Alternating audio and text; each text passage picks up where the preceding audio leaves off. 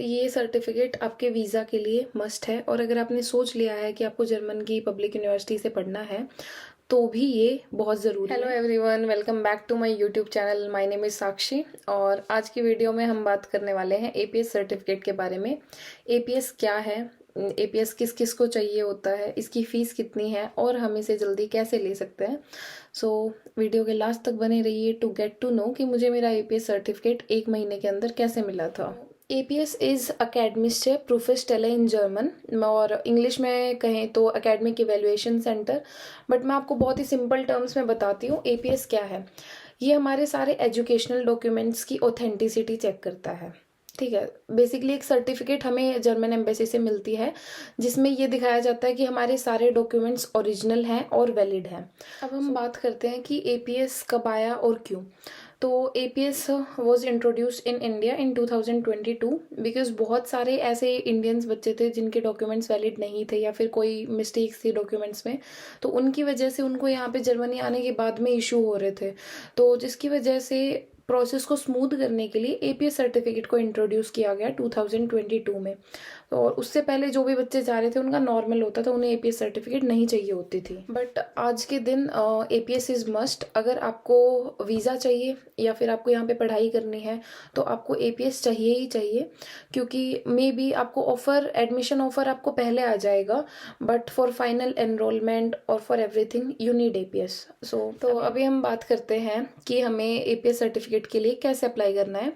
तो सबसे पहले हमें aps/india.de की वेबसाइट पे जाना है। इनकी वेबसाइट का लिंक मैं डिस्क्रिप्शन में भी डाल दूँगी। वहाँ पे जाके आपको अपना अकाउंट रजिस्टर करना है। पर जैसे ही आप रजिस्टर करते हैं आपको एक यूनिक टोकन नंबर रिसीव होगा, पर अकाउंट में भी उस दिन या फिर नेक्स्ट डे अकाउंट एक्टिवेट हो जाएगा।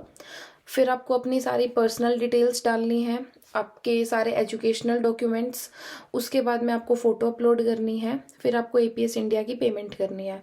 पर एक चीज़ का आप ध्यान रखें जैसे ही आप अप्लाई कर रहे हैं, क्योंकि 18,000 इतना छोटा अमाउंट भी नहीं है, क्योंकि अगर एक बार आपने कोई गलती कर दी तो प्रोसेस मतलब बहुत बहुत दिक्कत आने वाली है उसके बाद में। तो सब कुछ अपना डबल वेरीफाई करें और उसके बाद में ही पेमेंट करें। और पेमेंट आप ऑनलाइन भी कर सकते हैं, ऑफलाइन भी कर सकते हैं। ऑनलाइन में ऐसा कोई इशू नहीं आता, मैंने ऑनलाइन की थी, मुझे सिर्फ 5 सेकंड लगे थे पेमेंट करने में। फिर आपने पेमेंट कर दी, आपको एक मेल रिसीव होगा एपीएस इंडिया की साइड से जिस पे मेंशन होगा आपके सारे पेमेंट डिटेल्स वगैरह, आपको वो रख लेना है एज अ प्रूफ। और अब आपने ऑनलाइन तो अप्लाई कर दिया, बट आपके सारे डॉक्यूमेंट्स, आपकी फ़ोटो, स्टूडेंट ऑथराइजेशन लेटर को साइन करके, और आपके सारे के सारे डॉक्यूमेंट्स आपको इनके एड्रेस पे भेजने होंगे। और इनका एड्रेस दिल्ली में ही है, तो आप स्पीड पोस्ट करवा सकते हैं। इनका एड्रेस भी मैं डिस्क्रिप्शन में मेंशन कर दूंगी। और उसके बाद में आपको स्पीड पोस्ट वाले एक ट्रैकिंग नंबर देंगे, आप उसको ट्रैक कर सकते हो। पर एपीएस इंडिया आपको ये नहीं बताएगा कि आपके डॉक्यूमेंट्स हमारे पास रिसीव हुए हैं या नहीं हुए हैं। तो बस अभी आपको शांति से बैठना है, कुछ नहीं करना है। आपका एपीएस सर्टिफिकेट जैसे आपको मेल पे रिसीव होगा। ठीक है, तो अभी मैं अपनी टाइमलाइन बताती हूँ। तो मैंने अप्लाई किया था 6 नवंबर 2023 को, मेरा अकाउंट रजिस्टर किया था। 7 नवंबर को मेरा अकाउंट एक्टिवेट हो गया था, एंड देन उसके बाद में मैंने पेमेंट भी सेम डे कर दी।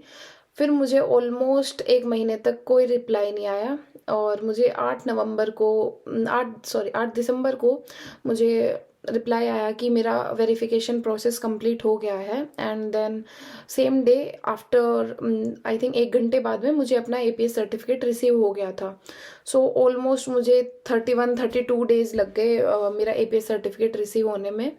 पर मुझे अब भी याद है, जैसे मेरे साथ जो भी लोग प्रोसेस कर रहे थे उनको एपीएस सर्टिफिकेट आने में यूजुअली 6 महीने भी लग रहे थे, 5 महीने, 4 महीने, 6 महीने।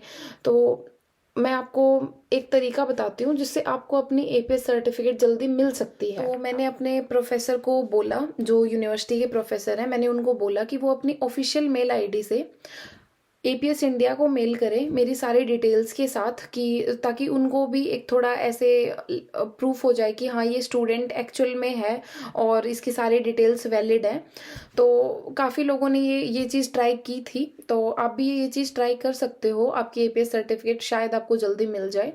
सेकेंडली, आप अपने यूनिवर्सिटी को जहाँ से भी आपको एडमिशन आया, आप उनको बोल सकते हो कि ताकि यूनिवर्सिटी एक लिस्ट बनाए और एपीएस इंडिया को मेल करे कि इन बच्चों को एपीएस सर्टिफिकेट की ज़रूरत पहले है, क्योंकि एपीएस सर्टिफिकेट लाइक लिटरली बहुत ज़्यादा लोग अप्लाई कर रहे हैं एक टाइम पे, तो मतलब इतना ईजी नहीं है कि आपको जल्दी से सर्टिफिकेट अवेलेबल हो जाए।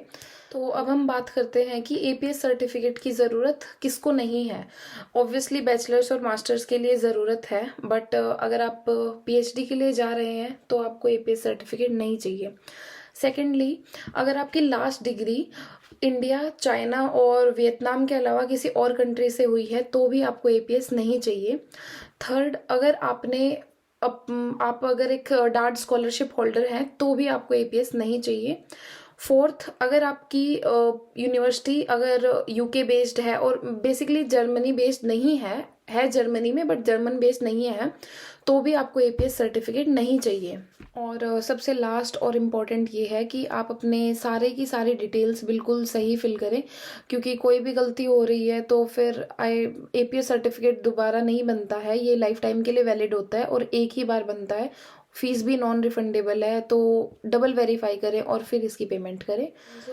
आई थिंक एपीएस के रिगार्डिंग मैंने सारी चीज़ें कवर कर दी हैं, बट स्टिल अगर कोई चीज़ मिस हो गई हो या फिर अगर आपके कोई भी डाउट्स हैं तो you can ask in the comment section. So I think this is all for this video. For the time, bye bye, and don't forget to like, share and subscribe my channel. Okay, bye.